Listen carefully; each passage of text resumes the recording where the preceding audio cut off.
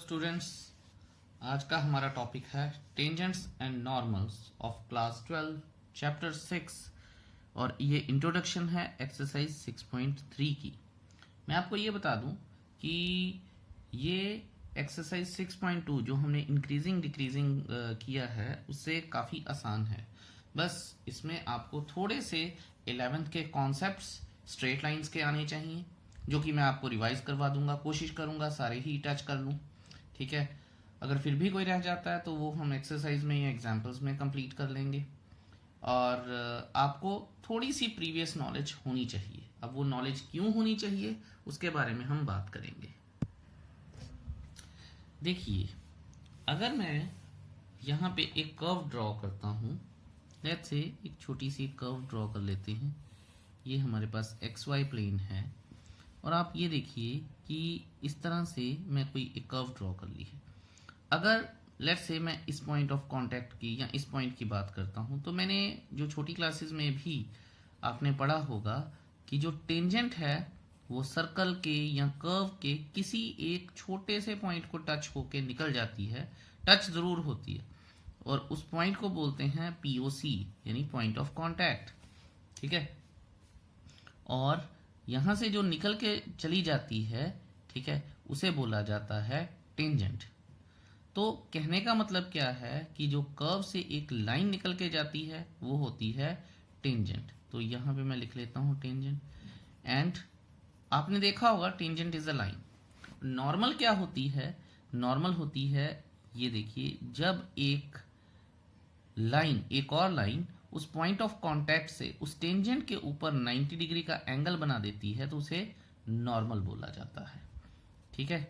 सो ये तो हो गए इन दोनों के मतलब। कुछ बच्चों ने ये चीज़ें नहीं समझी होती हैं ध्यान से 11th में, या they are short of concepts, तो इसलिए मैं थोड़ा सा स्ट्रेट लाइन आपको बता दूंगा। तो कहने का मतलब क्या है? Tangent is a line, normal is a line, that is why we need the knowledge of straight lines, ठीक है। डरने की ज़रूरत नहीं है। अगर आपको नहीं भी याद या नहीं भी आता है तो ये हो जाता है easily, so you don't need to worry about it.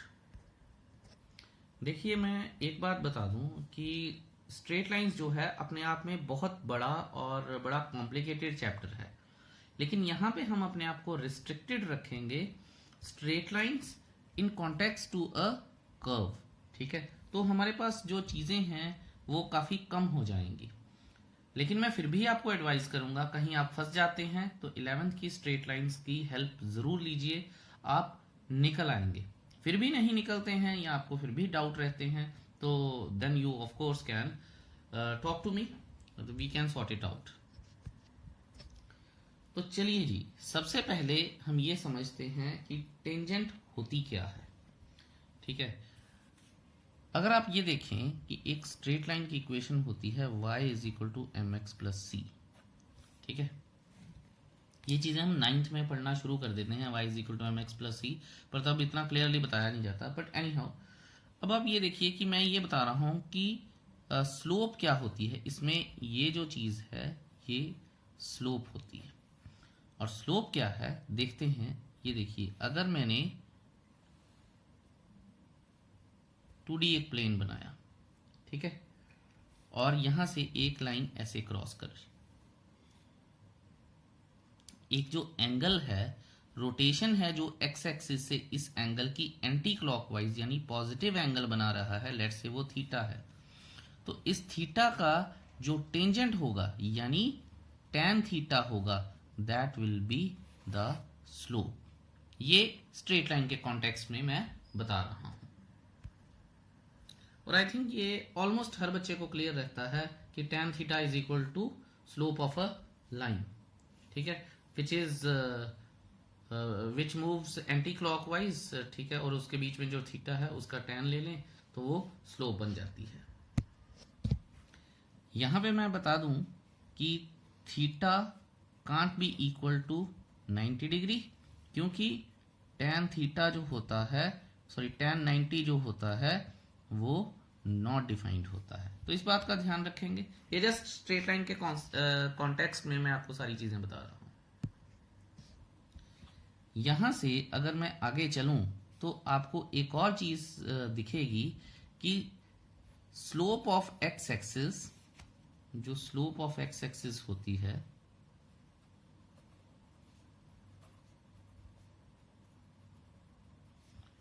That will B tan 0, क्योंकि एंगल ही नहीं कोई बना एक्स एक्सिस के साथ, तो विच इज 0।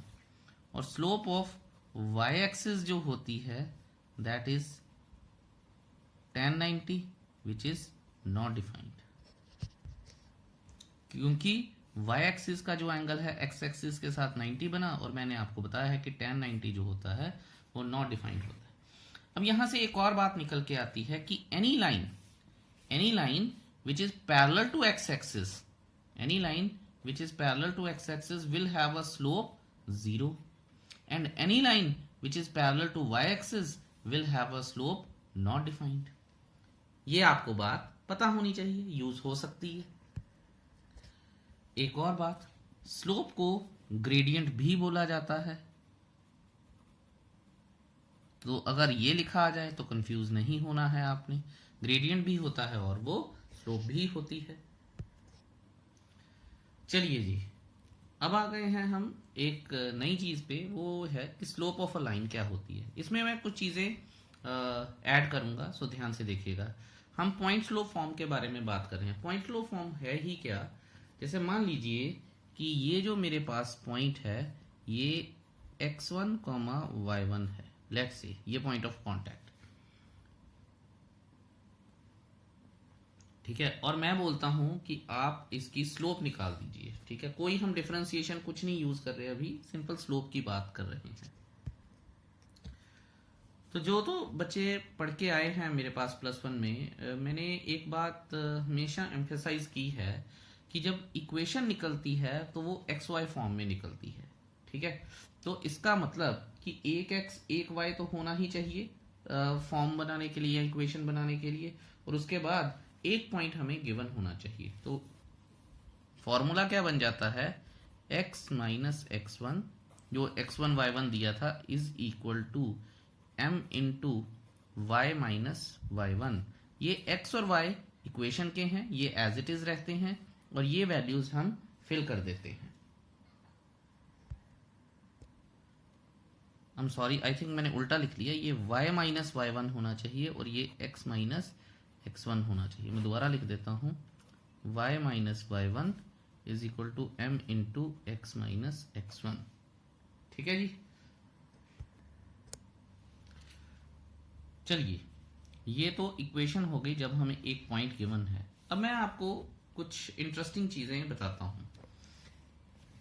देखिए, मान लीजिए कि कुछ इस तरह से है और मेरे पास लेट्स से कुछ एक ऐसे है, एक्यूट एंगल ही बना लेते हैं, पॉजिटिव स्लोप होती है।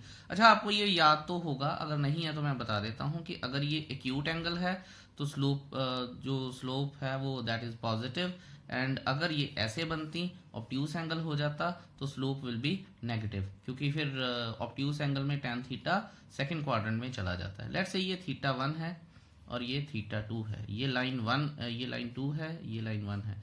लाइन 1 की स्लोप क्या है, tan θ1, और लाइन 2 की स्लोप क्या होगी, tan θ2। क्यों मैंने ये इक्वल लिखी हैं, क्योंकि ये अगर ये लाइन और ये लाइन पैरेलल हैं तो मैं आपको बता दूं कि if L1 is parallel to L2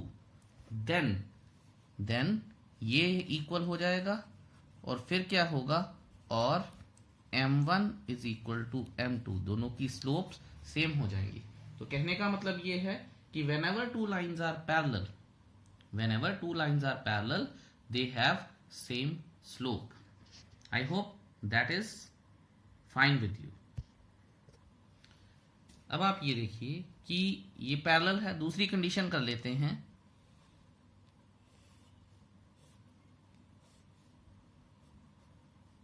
whenever two lines are perpendicular to each other, ठीक है, ध्यान दीजिएगा। वैसे तो काफी बच्चों को तो पता होगा m1 इंटू m2 -1 हो जाता है, या फिर m1 is equal to -1 upon m2, या m2 is equal to -1 upon m1।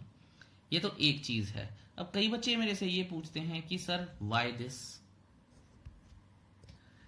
This में सही जवाब तो ये है कि गो टू 11th, लेकिन मैं थोड़ा सा आपको बताता हूँ।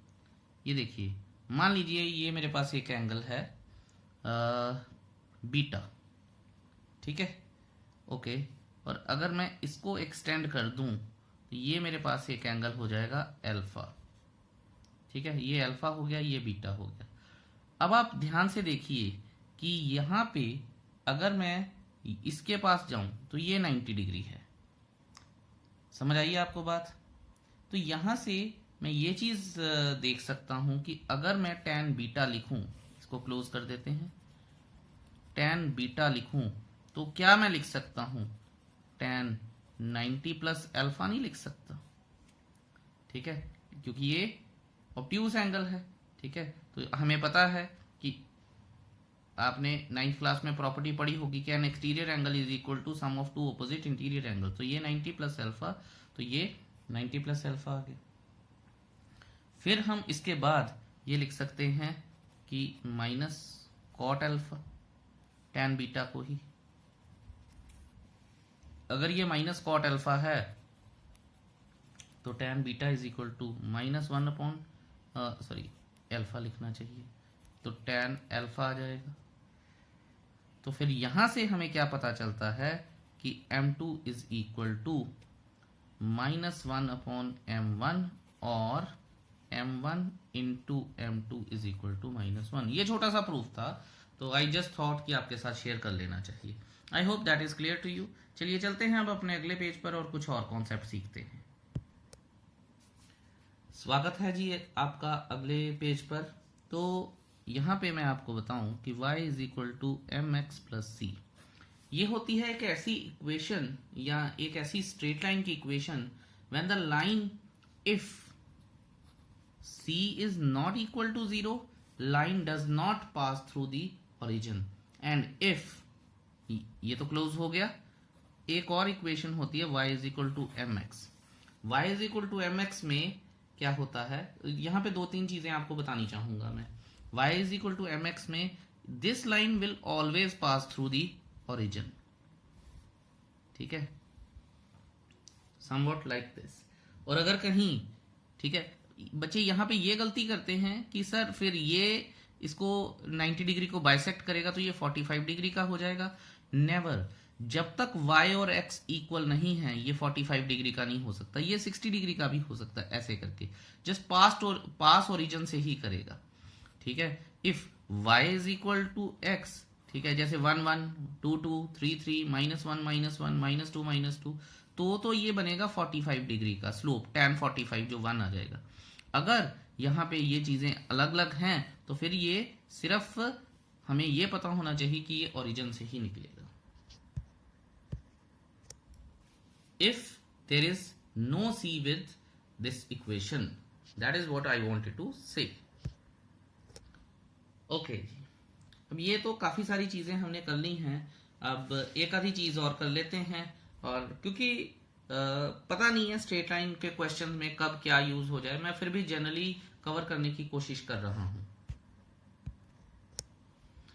चलिए जी, मैं आपको एक और बात बता दूं कि एक कॉन्सेप्ट होता है कोलिनैरिटी ऑफ 3 पॉइंट्स। कोलिनैरिटी ऑफ 3 पॉइंट्स का मतलब क्या है कि अगर 3 पॉइंट्स ऐसे एक स्ट्रेट लाइन में हैं तो इसका मतलब है इस लाइन और इसके बाद इस लाइन, इनकी स्लोप सेम है। ये जस्ट बताने के लिए है, कुछ इतना खास लंबा चौड़ा कॉन्सेप्ट है नहीं है इसमें, आई जस्ट थॉट कि आपके साथ शेयर करना चाहिए। हॉरिजॉन्टल लाइंस, वर्टिकल लाइंस के कॉन्सेप्ट मैंने आपको बता ही दिए हैं। हॉरिजॉन्टल लाइन है तो स्लोप 0 है, वर्टिकल लाइन है तो स्लोप नॉट डिफाइंड है। अच्छा, नॉट डिफाइंड के ऊपर ज्यादातर टीचर्स अब पढ़ा देते हैं, वो चीज होती है इन्फिनिटी, बोल देते हैं, ठीक है। अगर इन्फिनिटी है या नहीं है, वैसे तो बोलना ही नहीं चाहिए ऐसे। अगर नॉट डिफाइंड भी है, कम से कम नॉर्मल्स एंड टेंजेंट में आपको पता होना चाहिए कि इनफाइनाइट नॉट डिफाइंड के बीच में फर्क क्या है। और अगर आपको इनफाइनाइट लिखना है तो आई वुड प्रेफर कि बिफोर राइटिंग दिस आप 1/0 को या एनीथिंग अपॉन 0 को जरूर कंसिडर कीजिए। ये बहुत जरूरी है, ठीक है। वो क्यों जरूरी है आगे आपको जरूर पता चलेगा जब हम एग्जांपल्स करेंगे या एक्सरसाइज करेंगे। एक और छोटी सी बात, क्योंकि स्ट्रेट लाइन यूज कर रहे हैं हम, तो y is equal to m x plus c, इसे स्लोप इंटरसेप्ट फॉर्म भी बोला जाता है।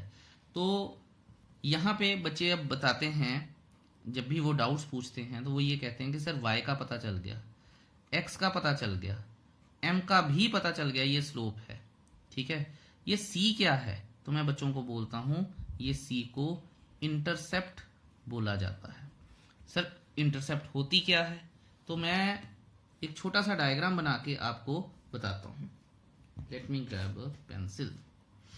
अब आप ये देखिए कि कुछ इस तरह से है, ये इस तरह से है, मान लीजिए ये इस तरह से है, ठीक है। इस पॉइंट पे 0, c है, और ये डिस्टेंस जो है ओरिजिन से, ये सारा डिस्टेंस c है, ठीक है। ये जो डिस्टेंस होता है ओरिजिन से पॉइंट ऑफ इंटरसेक्शन तक, इसे इंटरसेप्ट बोला जाता है, क्योंकि ये तो पूरा यहां तक क्या हो गया, स्लोप हो गई, यानी m हो गया, ठीक है। ये जो डिस्टेंस होता है, मेरे कहने का ये मतलब है, that is called the intercept. अब ये कहाँ क्या क्या यूज है, अगर ऊपर कट जाए तो क्या, नीचे कट जाए तो क्या, उस निटी ग्रिटीज में हम पढ़ेंगे नहीं अभी, ठीक है। तो नहीं तो ये इंट्रोडक्शन बहुत लंबी हो जाएगी। बस आप ये जरूर याद रखिएगा कि ये स्लोप इंटरसेप्ट फॉर्म है, और ये तब है जब ये y एक्सिस को कट कर रही है, ठीक है। तो इसे y इंटरसेप्ट बोला जाता है। कट तो ये x एक्सिस को भी कर सकती है, x इंटरसेप्ट का उसका फॉर्मूला अलग होता है। तो आई रियली डोंट थिंक कितने लंबे चौड़े चक्रों में हमें पढ़ने की जरूरत है अभी, ठीक है। करने कुछ और जाएंगे, हो कुछ और ही जाएगा फिर। हाउएवर, अगर दो कर्व्स आपस में एक दूसरे को राइट एंगल पे इंटरसेक्ट करती हैं, अच्छा ये बड़ा इंटरेस्टिंग है। बच्चे कहते हैं सर राइट एंगल पे कैसे इंटरसेक्ट करेंगे, ये देखिए, कहते हैं आप बताओ कर्व में राइट एंगल कैसे हो गया। तो बिल्कुल ठीक बात है, लॉजिक भी है और बात में पॉइंट भी है। लेकिन आप ये देखिए कि अगर मैं यहां से एक स्लोप खींचता हूं और यहां से एक स्लोप खींचता हूं, और अगर इन दोनों के बीच में एक राइट एंगल बन जाता है, तो इसको बोला जाता है कि two curves intersecting each other at right angle, and they are called the orthogonal curves. Orthogonal curves का इतना मतलब कोई रेलेवेंस नहीं है, ये तो जस्ट मैंने बता दिया आपको कि ऑर्थोगोनल कर्व्स होती हैं, ठीक है, जब वो एक दूसरे को 90 डिग्री पे इंटरसेक्ट करती हैं। पर हाँ ये बता दूं कि इनका यूज जरूर होगा, ठीक है, ये पक्की बात है। बस एक लास्ट कॉन्सेप्ट करवाना चाहूंगा आपको, उसके बाद हम we will move towards tangents and normals, ठीक है। वो जो लास्ट कॉन्सेप्ट है वो क्या है, intercept form of a straight line. Intercept form of a straight line क्या होती है कि अगर एक लाइन इसको ऐसे कट कर रही है, ठीक है, और यहां से लेके ओरिजिन से लेके यहां तक का डिस्टेंस a है, और ओरिजिन से लेके यहां तक का डिस्टेंस b है, तो 0, b, a, 0, ठीक है। ये मैं आपको बता दूं कि इंटरसेप्ट फॉर्म करवा रहा हूं मैं आपको, इंटरसेप्ट फॉर्म, ठीक है, ओके। तो इसका जो हिसाब किताब बनता है हमारे पास ये सारा, ठीक है, लगता तो इसमें फॉर्मूला वही स्लोप फॉर्म का ही है, लेकिन मैं आपको बताऊं कि ये होता है x/a plus y/b is equal to 1। ये है हमारे पास intercept form of a straight line. Intercept क्या, जब एक लाइन x एक्सिस और y एक्सिस दोनों को कट करती है at a certain distance from origin, ठीक है। तो ये पता होना चाहिए आपको। आई होप कि वैसे तो नॉर्मल फॉर्म्स भी होती हैं, बथेरा कुछ होता है, लेकिन वो अब देखेंगे जैसे जैसे क्वेश्चन आएंगे तभी आपको पीस ऑफ इंफॉर्मेशन मैं प्रोवाइड करता जाऊंगा। तो शुरू करते हैं। देखिए, हमें 5 चीजों की जरूरत पड़ेगी जब ये हम कॉन्सेप्ट्स करेंगे। पहली चीज होगी स्लोप ऑफ अ टेंजेंट। धीरे धीरे सारी बातें करेंगे। स्लोप ऑफ अ टेंजेंट, ठीक है। फिर दूसरी चीज होगी स्लोप ऑफ अ नॉर्मल, क्योंकि स्ट्रेट लाइन है तो स्लोप हो सकती है। थर्ड होगी इक्वेशन ऑफ अ टेंजेंट, और फोर्थ होगी इक्वेशन ऑफ अ नॉर्मल। और अगर ये सारी चीजें एक दूसरे के साथ मिल जाती हैं तो कहां पे मिलेंगी? फिफ्थ कॉन्सेप्ट हम करेंगे पीओसी,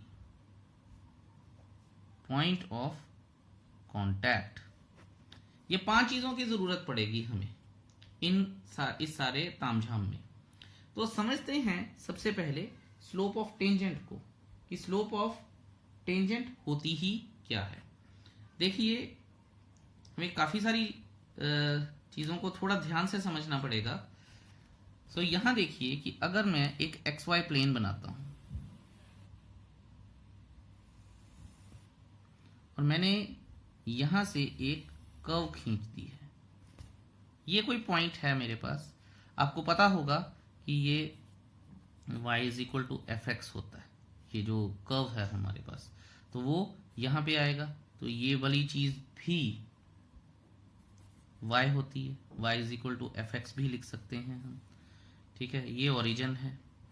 अब आप ये देखिए कि अगर मैं यहां पे एक टेंजेंट ड्रॉ कर देता हूं,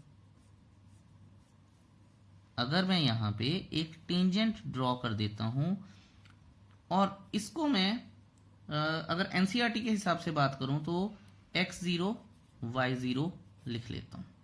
अब वो क्वेश्चन क्या पूछेंगे कि आपने ये जो टेंजेंट ड्रॉ की है इसकी इक्वेशन बता दीजिए। ओके, अब लेते हैं थोड़ी एनसीईआरटी की हेल्प। ये देखिए, हमें जो फॉर्मूला करवाया गया है कि y minus y naught is equal to m x minus x naught. अब क्वेश्चन ये आता है कि सर आपने बोला था कि जो इक्वेशन होती है वो x और y फॉर्म में आएगी। चलिए मान लेते हैं कि ये y है, ये x है, ये हमें गिवन है, ठीक है। x not y not given है। सर ये m का क्या करें, ये स्लोप कैसे लेके आएंगे? हमें कैसे पता चलेगा कि ये एक स्लोप है?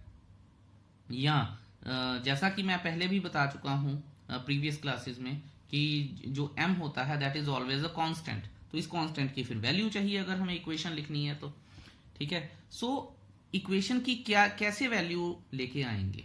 तो देखिए, मैं हमेशा ये बताता हूं कि अगर हमें इस इक्वेशन की या स्लोप की वैल्यू लेके आनी है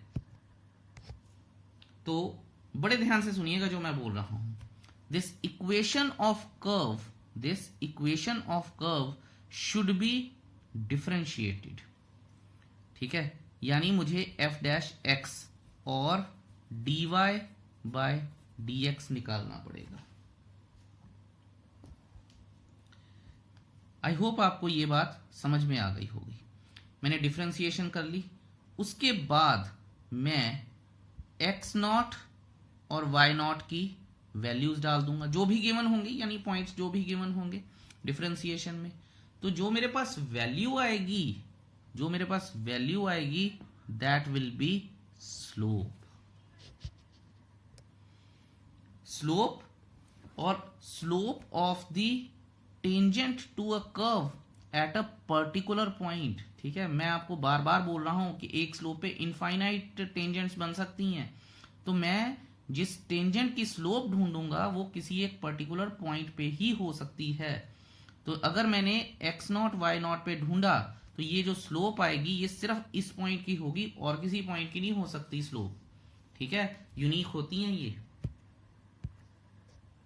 तो कहने का मतलब क्या है कि डिफरेंशिएशन ऑफ अ फंक्शन, ठीक है, अगर मैं differentiation of a function at a particular point, eight a particular point, ठीक है, जो इस केस में x नॉट y नॉट था, ठीक है, गिव्स अस द टेंजेंट और gives us the slope of that tangent या slope of that point to that curve at a particular point. तो ये बात आपको ख्याल रखनी है, ठीक है, यही बात इंपॉर्टेंट है और शायद सारी एक्सरसाइज में ये बात चलेगी। So derivative of a function at a particular point gives us the slope of the function. तो स्लोप ऑफ फंक्शन वो बता देता है हमें। अब देखिए यहां से मेरे पास m आ गया जब मैंने डिफरेंशिएशन की इस कर्व को, ठीक है। क्वेश्चन बहुत आसान है। तो यहां से मेरे पास m आ गया, x0 y0 दिया है, फॉर्मूले में डाल लेंगे जो कि मैंने आपको बताया था, y minus y naught is equal to m into x minus x naught, ठीक है। वैल्यूज डल जाएंगी, अपने आप ही इक्वेशन ऑफ टेंजेंट बाहर आ जाएगी। तो ये इक्वेशन ऑफ अ टेंजेंट था। आई होप आपको समझ आ गया होगा। चलिए अब चलते हैं हम अपने नेक्स्ट पेज पर और देखते हैं और क्या कॉन्सेप्ट हैं हमारे पास।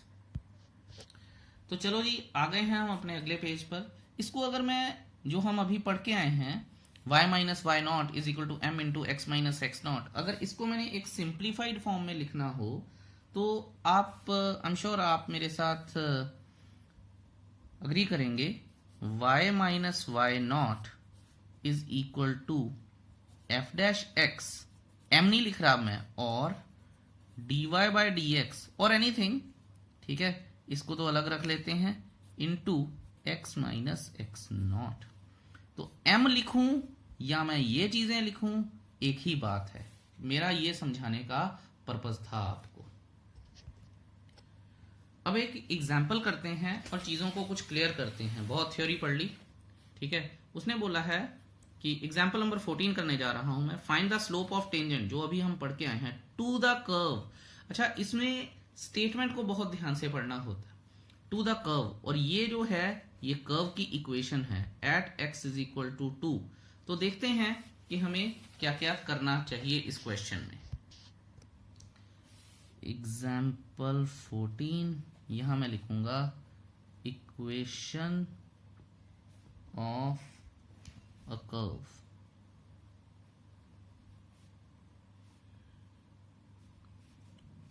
y is equal two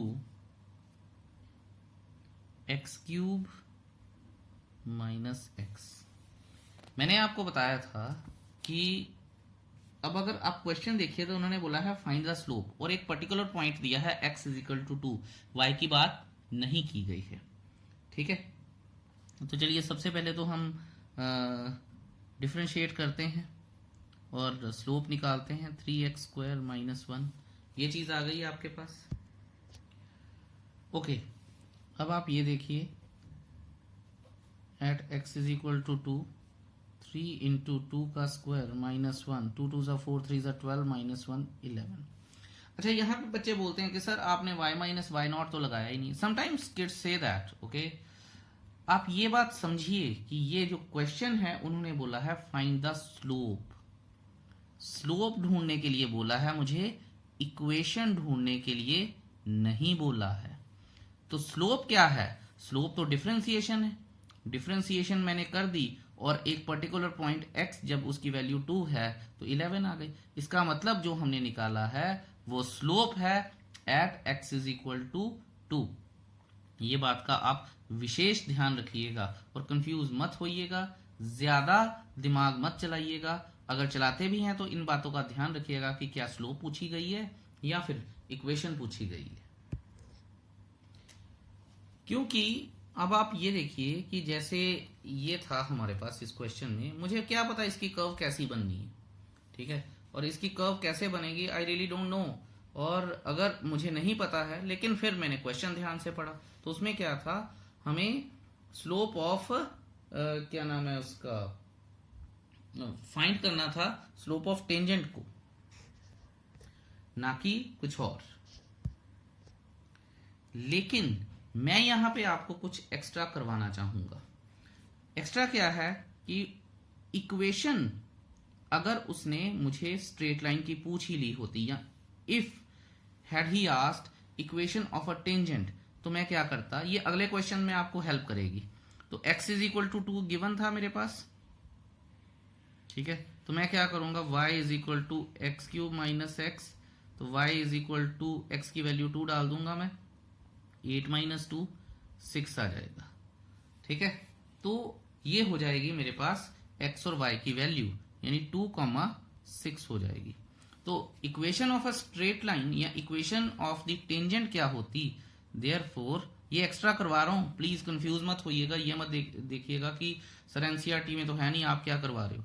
equation of tangent क्या आती, y minus y naught m into x minus x not.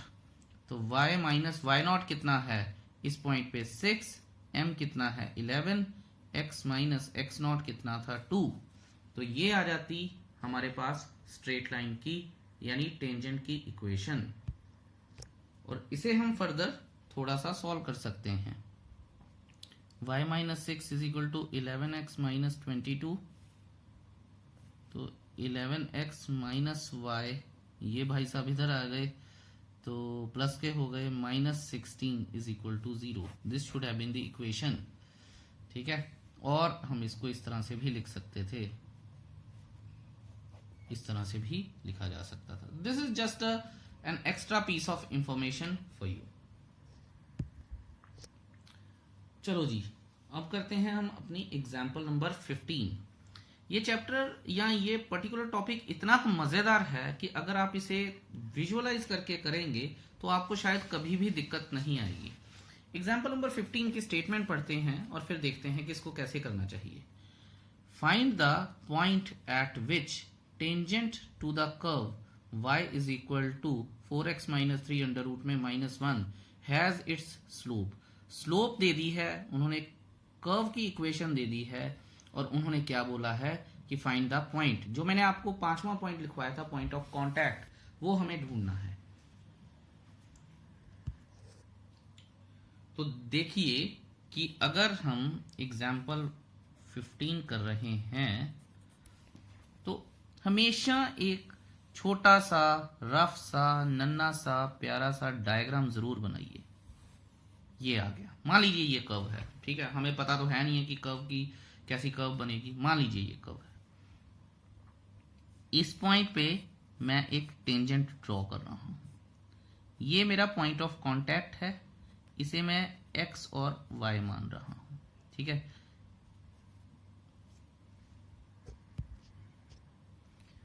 यहां x नॉट y नॉट मान लीजिए, कुछ भी कर लीजिए, x1 y1 कर लीजिए, क्या फर्क पड़ जाएगा, जस्ट मैं समझ रहा हूं।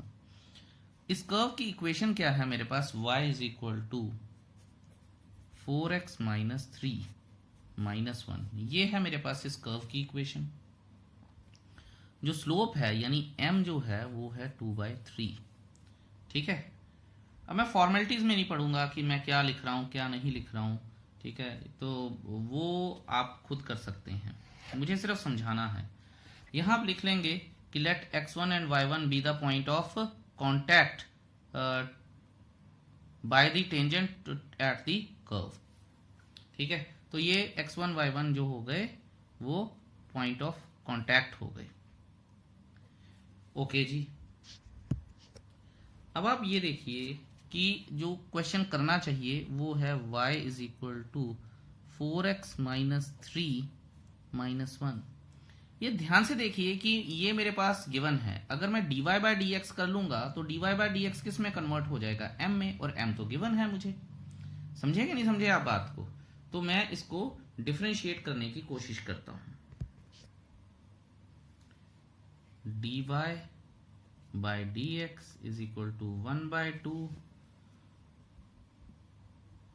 4x माइनस 3 की पावर माइनस 1/2, ये 0 हो जाएगा और चेन रूल लग जाएगा तो इंटू 4 आ जाएगा, ये और ये कट जाएंगे, तो ये हमारे पास आ जाएगा 2/अंडर रूट में 4x माइनस 3। तो ये सिस्टम रह जाएगा जी हमारे पास। ठीक है, और ये हो जाएगा dy by d x. Therefore